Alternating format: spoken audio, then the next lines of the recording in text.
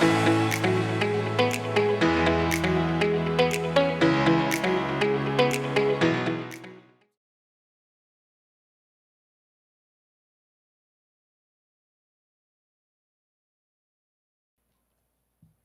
thank you everybody for being here today, and welcome to the Drone Conference, Alberta's Economy Taking Flight.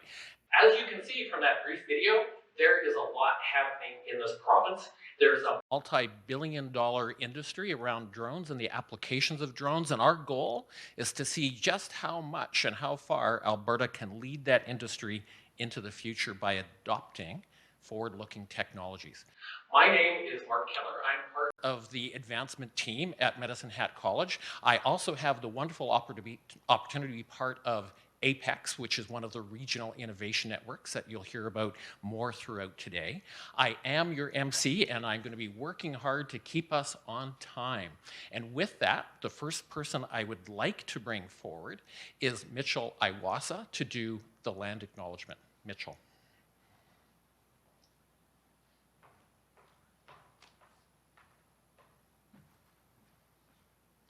Thank you, Mark. As a member of the Métis Nation of Alberta, I am proud to be here to honor the traditional territories of First Nation people who share a deep history with this land. we acknowledge that the Medicine Hat The region is located on Treaty 7, Treaty 4, and the Métis people's land. we recognize and honor the land, history, Ways of being and our relationship with First Nation, Métis, and Inuit people as we forge together for a relationship of reconciliation, respect, understanding, and healing. Thank you. Mitchell is Economic Development Officer with the County of Newell in the Brooks area and is also part of the APEX RIN collaboration. This is a bit of a unique event in many ways. First, we have a group of people here at Medicine Hat College in the theater. But recognizing the breadth of the drone industry across Alberta, there are 8 viewing parties in different parts of the province, which makes me wonder if someone else got the popcorn and balloons. I hope you're having a good time at the various viewing parties. We did that for a couple of reasons. One is we all know that travel in February can be a little bit of a dicey proposition depending on where you live in Alberta, and it also becomes a potential barrier to collaboration if you can't afford to come down to Medicine Hat. So we're trying to do both face-to-face here and collaboration across the province. And that's because we also believe that that face-to-face collaboration is critical to the success of this venture into the drone industry. So please take as much time as you can to connect and meet people and see how we can connect even more into the future. So I've already mentioned a couple of times the Regional Innovation Networks and APEX.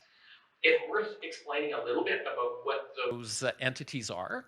They are throughout the province. There's 8 of them, and they are designed to support the adoption, creation of technology, to support innovation, and to support entrepreneurs. It is a very collaborative venture, and to help you understand more about Alberta Innovates and the Regional Innovation Networks, I would like to welcome one of our leaders from the Alberta Innovates Network, and I've lost my page already, which is not helpful. Michael, will you please come forward? Michael Kerr.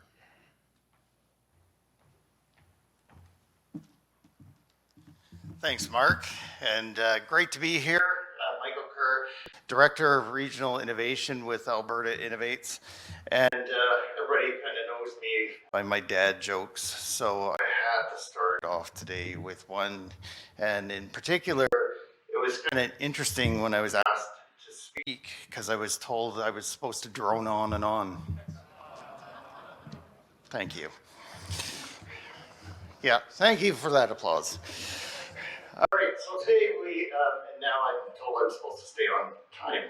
So how do you drone on and stay on time at the same time? Well, that's a bit of a conflict. Anyways, glad to be here. Alberta Innovates is very proud to sponsor and support the conference today. Alberta Innovates, for those of you who don't know, is Alberta's main technology and innovation agency for the province. And we're across the province. province, and as has been noted, the 8 RINs are part of that. But we also have a deep depth of knowledge and experience with our technology development advisors, which are also around the province. And the technology development advisors help with coaching for the companies to help them grow and commercialize their technology and move forward. They are very networked. And when I say very networked, that is not just within the province, but they have networks for resources that you need regardless of where you are in the country and even internationally. And last but not least, the technology development advisors have a host of funding programs that they can access to help advance the technologies forward. Within the RIN side of the organization, so the 8 RINs are across the province, and what is interesting today is this is fully collaborative. And we have apparently over 230 people around the province who are actually here as well with us. So welcome everybody. Good to know everybody around the province is participating. And what that does show is true collaboration. And the collaboration across the province brings together the post-secondaries as part of that Regional Innovation Network, the local community, the cities, the province, and the federal government in those various locations. And then across the province, we have, well, I'll call it a neural network of engagements. And so today is just one of those times when we truly collaborate.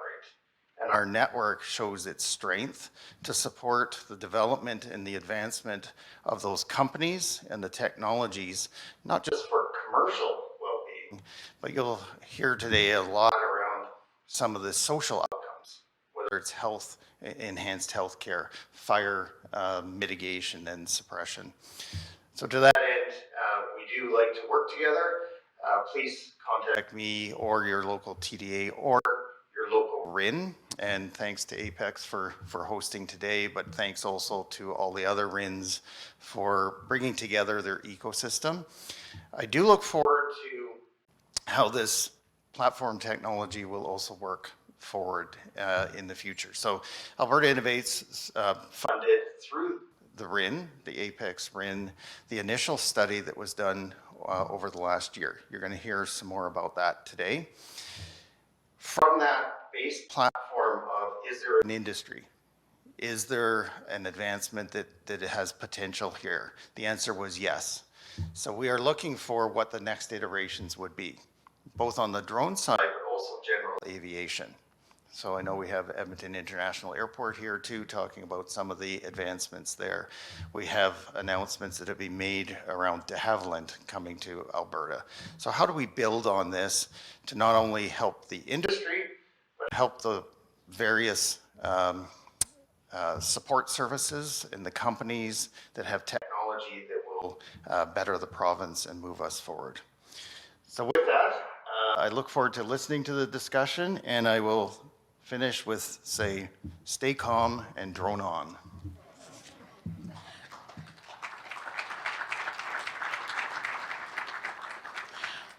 On the drone theme, I was tempted to bring bagpipes, but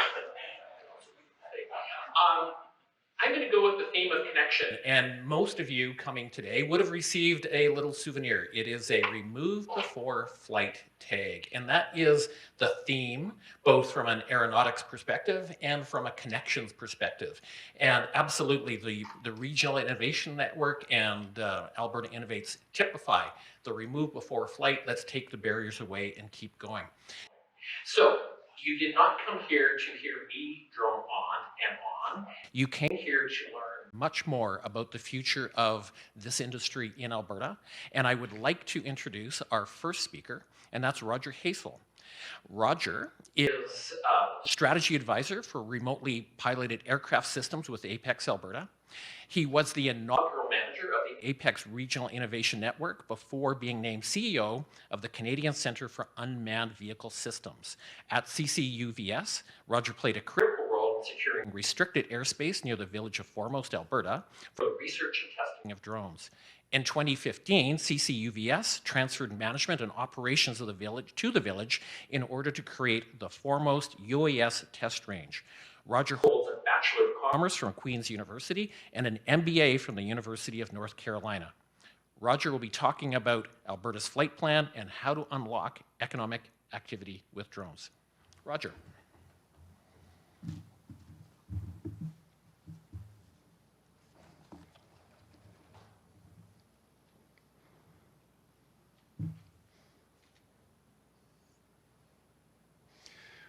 Well, thank you, Mark, and good morning, Alberta. So I have the honor of having the first session of the day, and there are attendees here with various backgrounds. So I'm going to spend a little bit of time, the first maybe a few minutes of my presentation, doing some level setting, defining some terminology, and going into a little bit of background. So for those that are drone professionals, I apologize if the first part of my presentation is a little bit basic, but I think it will help us as the day goes on. So what are drones? Drones are, think of it as a flying robot. It can be controlled remotely by a pilot or fly semi-autonomously through the use of software. And then when mounted with sensors or various other payloads can be used to accomplish tasks, hopefully faster, cheaper, safer than can be done through more traditional or conventional means.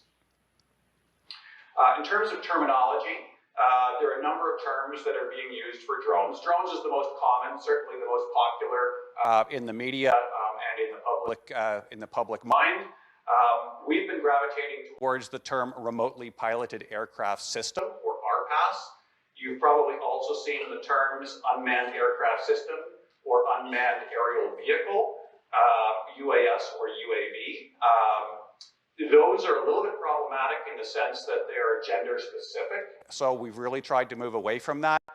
Some organizations are using the term uncrewed aircraft system to still sticking with the UAS abbreviation. But even that's not truly accurate because there is a crew, there is a pilot. They're just not on the aircraft itself. They are on the ground in a more remote location. So, but suffice to say, the bottom line is if you hear any of these terms, we're talking about the same thing today. I will use them interchangeably. I assume the other speakers probably will as well. So what's the importance of drones? I've put in here an excerpt from Transport Canada's Drone Strategy to 2025. It's actually the first paragraph from the executive summary of that report, and bear with me as I read through it. Drones are a new generation of aircraft and a growing part of the aviation industry. As drones become more commonplace, it has become clear that they are a game-changing technology, not only within the transportation network, but for society at large. Drones are modernizing the way industries work, improving people's lives, and providing public benefits to communities. In terms of the size of the industry, the most recent data that we've seen, and this is for the global commercial drone market, the estimates we've seen are a little over $8 billion US as of last year, and the estimates go up in the neighborhood of $47 billion by 2029. If you work that out, that is over a 28% compounded annual growth rate. So a significant industry. And I would argue that the economic impact is probably greater than that, because here we're talking about the drone industry itself, but we're not getting into the efficiency gains and benefits that come economically from being able to do things better, faster, and more efficiently. So a little overview of my presentation here. I'm going to talk a little bit about the RPAS ecosystem project that we've been working on since April 1st of last year. It's being led, as was mentioned, by APEX Alberta, the Regional Innovation Network here in the southeast of the province. I'm going to go into a little bit of background. I mentioned some level setting, so I will touch on a number of terms and try to bring everybody to the same basic knowledge level. I will review the research findings from the RPAS project regarding the Alberta ecosystem and take a look at future opportunities for the province. So the RPAS project that we've been working on, as I mentioned, led by APEX Alberta, with the generous financial support from Alberta Innovates. Among the key tasks that we've been working on over the past year, the first one includes to develop an Alberta RPAS industry flight plan or a roadmap for the industry. It involves some taking a look at the ecosystem, doing some asset mapping, looking at opportunities and gaps. There's a post-secondary institutions component, taking a look at the research and training that's happening at Alberta colleges and universities, and trying to build connections and evaluate the opportunities at the post-secondary level. We had a small marketing budget. A lot of that went into creating organizational profiles and videos to highlight some of the people and some of the cool technology that's being developed in the province. You've already seen some of that footage, and you will see various videos throughout the day as we transition to and from breaks. And finally was to hold an Alberta RPAS conference, which obviously is what we're doing today. So background, I've got a couple of slides on background. Again, this might be very basic for some folks, but in terms of drone form factors, we've got fixed wing and rotary wing. The simple way to think of this is fixed wing, think more of an airplane style with wings that are fixed going out to the side. And for rotary, think of that as more of a helicopter style. So you've probably seen quadcopters or octocopters. Both of these form factors have pros and cons. The rotary wing drones are easier to fly. They take off and land vertically. They're great for hovering, which can be really important for various applications. The fixed wing are generally better for flying farther and faster, but they're a little more complicated to fly and certainly more complicated to launch and to land. There's also what's called vertical takeoff and landing, which tries to marry the best of both worlds, where it can take off and land on a vertical plane, but midair it can switch to a fixed wing configuration. Visual line of sight is exactly like it sounds. That is the concept where you're flying a drone, where the pilot can see the drone at all times, and that's how you avoid conflict in the sky, avoid collisions, is because you can see if there's any imminent danger and take actions as the pilot to avoid that. Beyond visual line of sight, that is the next big iteration of flight. And again, that's exactly like it sounds, which is that the pilot can no longer see the drone, which drastically increases the complexity and also the risks associated with flying. So the pilot needs to rely on technology and enhanced operating procedures to avoid potential problems in the air. The technology that's being worked on and perfected for this is what's called detect and avoid technology. And BVLOS is an incredible opportunity for the future. It allows commercial scalability and unlocks a lot of economic value. Perfect example would be if you're flying a long straight pipeline right of way. If you are restricted to flying within visual line of sight, and you can maybe see that drone, let's say, a half a kilometer away, half a kilometer on each side of the pilot only gives you a kilometer before you have to back up and move. Being able to fly many kilometers in one stretch is, of course, much more economically viable and useful. Okay, last of the background slides here. In Canada, RPAS is regulated through Transport Canada. Since 2019, the regulations have been in place for visual line of sight flying. They offer a basic and an advanced drone pilot license, and those are for drones between 250 grams and 25 kilograms. Anything below 250 grams, you don't need a pilot license for. However, common sense would obviously prevail. When you get into more risky operations, you would require what's called a Special Flight Operations Certificate, or an SFOC. And that would include things like beyond visual line of sight, is you need to convince Transport Canada that you are able to operate that safely. Let's take a quick look at some history here. Like many technologies, drones came out of the defense industry. And over time, as the costs got lower and the capabilities increased, the technology eventually worked its way into civil and commercial applications. And here in Southeast Alberta, some of you may be wondering, well, why is this project being led out of the Southeast? Why Medicine Hat? And again, this comes back to history.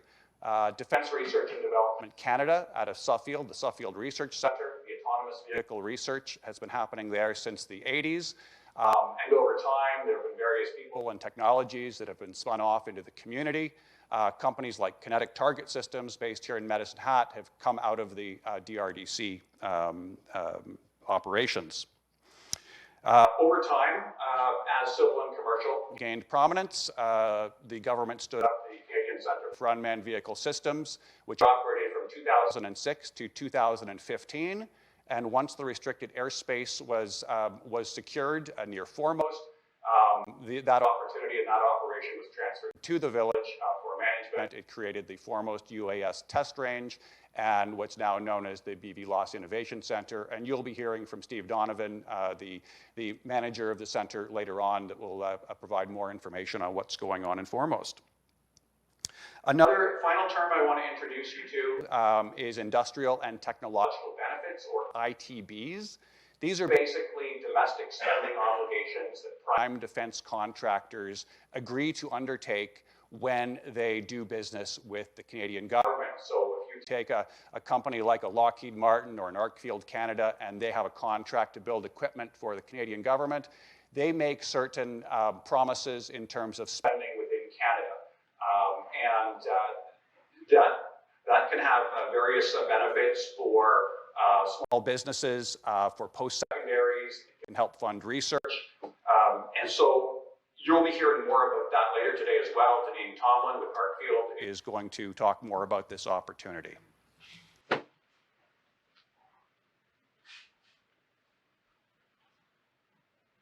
Okay, so this is getting into the research here. This is our asset mapping model, and I apologize, you probably can't read what's on the screen right now. Don't worry about that. What's more important here is the structure and how we're looking at the assets in the province, more so than the details. Also, if you look on the asset map and you don't see your company, if you're a drone operator or a drone company, this is not an all-inclusive map. This is intended to be a cross-section of companies that are doing interesting and significant work in the province, but it's not meant to include every company that's out there. It's meant to be to give you a sense of who's operating. So the first part of the chart is the industry section.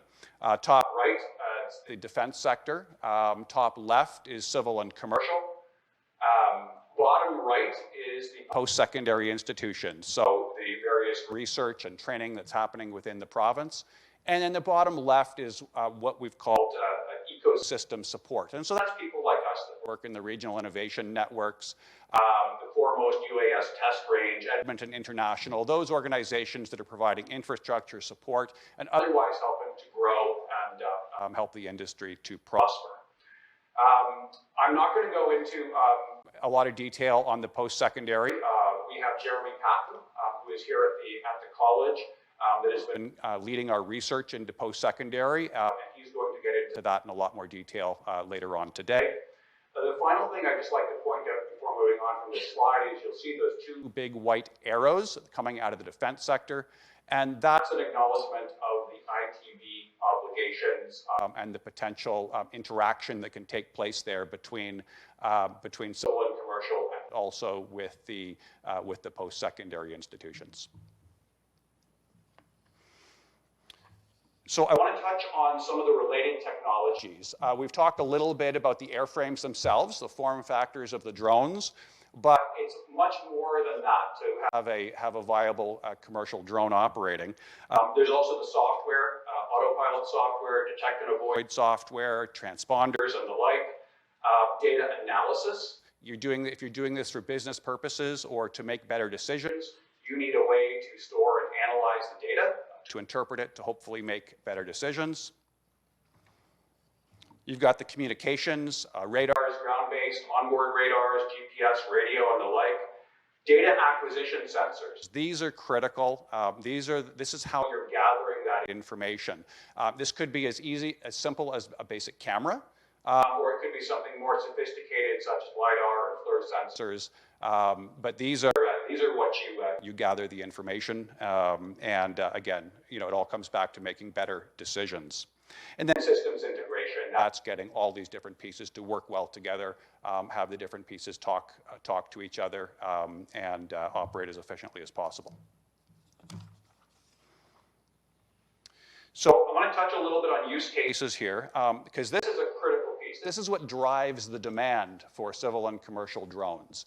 You need to have some kind of a business or a community purposes with which you're flying the drone.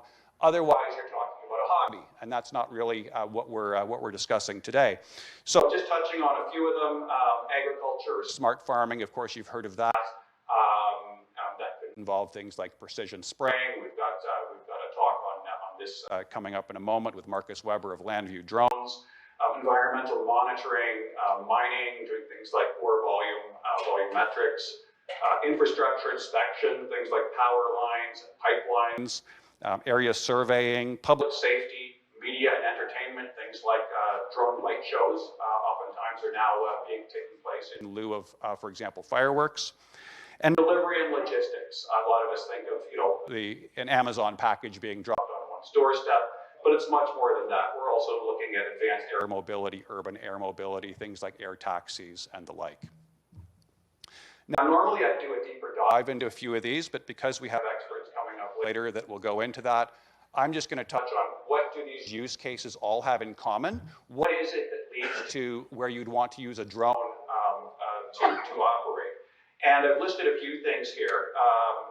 There's the 3 Ds, that's dull, dirty, and dangerous. So think of pilot safety concerns. If you're flying over forest fire or doing low altitude inspections, or what's called CBRN, and that's chemical, biological, radioactive, and nuclear detection. Obviously, in situations like that, it's very risky to have a pilot in air near the hazard. You want your pilot as far away as possible for safety reasons. Drones tend to be faster, cheaper, and more consistent in terms of the work that they can do.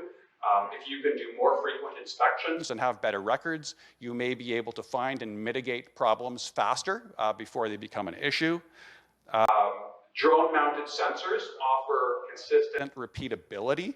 So, for example, if you had a human inspecting something, you've got a lot of subjectivity that goes into that. So having the robotics and the artificial intelligence, doing the assessment, sometimes will give you better information. Drones tend to be smaller, and they can be compact and portable. So, for example, if you're a police officer, you arrive on the scene of an accident. If you have a drone in the trunk of your cruiser, you can pull that out, survey the scene, clear the situation a lot faster than you would if you didn't have that technology. And finally, things like environmental benefits. You're obviously talking about a smaller aircraft. Oftentimes, those can be operated with electric as opposed to liquid fuels, which can also be better for the environment. And then I mentioned precision agriculture. So if you can have lower chemical use in spraying a field, that's also got positive environmental benefits. So taking a look at the economic impact. So the way this chart is set up, or this diagram is set up, it goes from the very top, which is the aircraft itself, and goes down to the use cases at the bottom. The aircraft itself, I would argue that this is not a huge opportunity for Alberta. It's more of a niche opportunity. And the reason I say that is because there is a lot of competition in this area. So, for example, on the low to mid-range, some of the Chinese manufacturers are producing some amazing equipment. At the mid to high level, some of the American and European manufacturers are producing some very capable drones. So there's an opportunity here, but I would argue it's not huge economically. When you get into the next layer down there, which is some of those subsystems and related technologies, I would suggest that is probably a bigger opportunity here in Alberta, in particular with some of the work that's happening at the post-secondary levels. Our research institutions are doing great work in some of these areas, and so this is potentially big. But then you get down to the use cases. Remember I mentioned this, this is what drives the demand for civil and commercial drones. And when you look at those use cases, Alberta over-indexes in just about all of these different areas, whether you're talking agriculture, forestry, environmental monitoring. These are a significant portion of our economy. And I would argue that if by using a drone, you can increase a massive industry like agriculture by a fraction of a %, that may dwarf the economic opportunities from some of these other areas. So we don't want to lose sight of what the benefits that can accrue to the economy through the various use cases.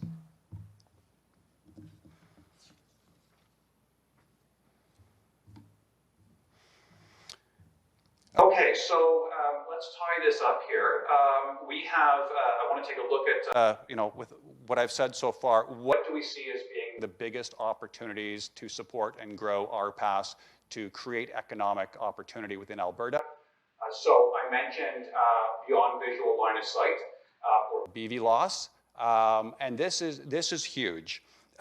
We have scalability that can be unlocked by enabling beyond visual line of sight. We have the foremost UAS test range, one of only 2 civil and commercial test ranges in Canada, the other being in Alma, Quebec. But we have foremost right here in our backyard. So this is a great opportunity for us to develop and enhance and support the development of detect and avoid technology.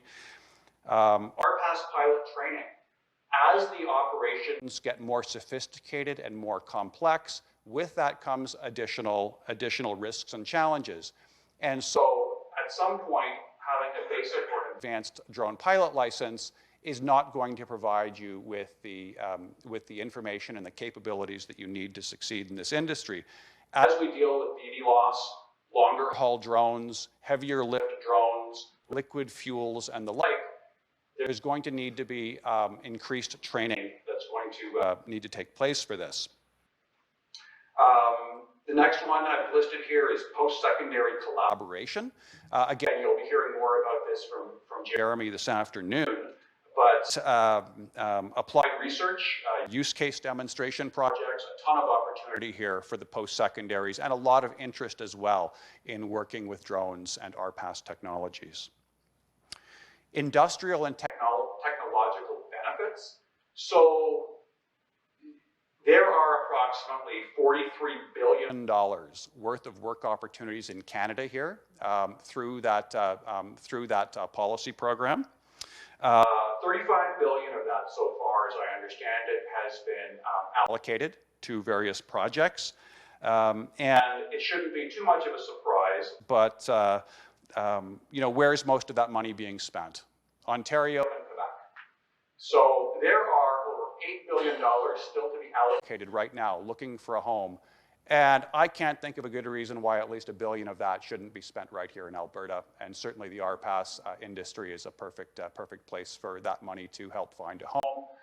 Again, we'll learn more about ITVs and those opportunities this afternoon. And finally, I want to also mention Indigenous engagement. So in the various conversations that we've been having with industry stakeholders, this has come up over and over again. Not as a nice to have, but as a must have. Everybody that we talk to needs an Indigenous engagement strategy. Certainly any business that's doing contracting with the Canadian government, that is a requirement when they submit a bid for a contract is, what are you doing in terms of Indigenous engagement? What is your strategy? Who are you working with? And so this is critical to any program. Barry Shively of Koi Wolf Technologies will be up later this afternoon talking about working on traditional Indigenous territories and helping us learn more about how we can better support and work with Indigenous communities. So we're looking forward to that. And with that, I'd just like to thank everybody for attending today.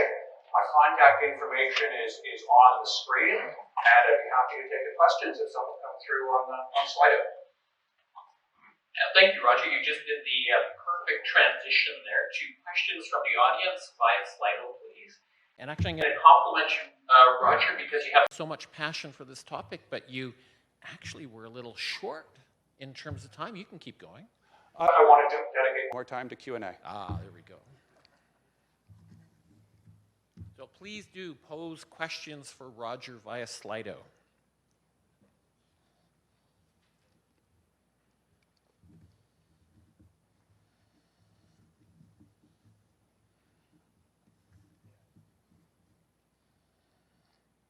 Or maybe right here you could yell at us if you have a question, and we can fill the silent moment.